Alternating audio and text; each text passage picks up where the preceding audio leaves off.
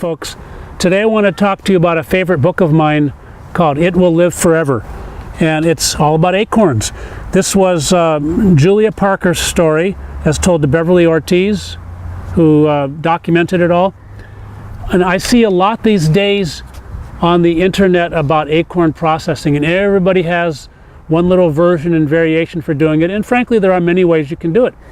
But if you want one book that gives you all of the details the way the Native Americans did it, this is the book to get. They talk about the selection of the acorns, when you pick them, how you pick them, the cracking of the acorns, how you clean them, how you discard the bad ones, the sifting of the flour, the grinding of the flour. There are modern ways that people do it today that are okay, but the traditional way was that they ground them up first, and then they would put them into some kind of a sieve and pour water through it until there was no bitterness. You have to get that tannic acid out.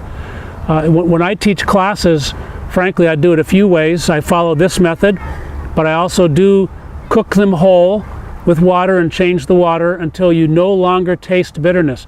When I hear people tell me that they made an acorn product and it was bitter, that means they did not leach it enough, period. You know, you obviously have to test your acorns as you're doing it.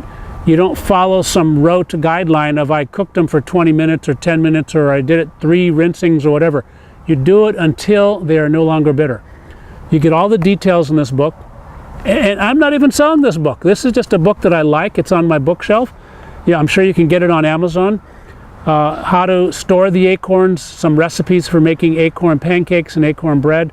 And in the back there's even a little summary of Julia Parker's new way, basically a simplified format of all the ways to process acorns. And all of the cultures in the world used acorns. I don't know if everybody realizes that, but in the past, throughout Europe, throughout Asia, here in the Americas, people used acorns where they grew. It's a carbohydrate type staple, and there are many, many dishes that you can make, even way beyond what's in this book.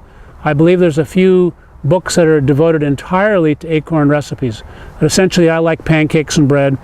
In the old days, like they point out in this book, it was more of a starch or a filler to a stew that would have meat and greens and other things. But it's a very good book. It's historically accurate, and it's a very easy read. And if you're interested in acorns, without skipping any of the details, get this book and read it. If you have any questions, send me a note. Thank you for listening.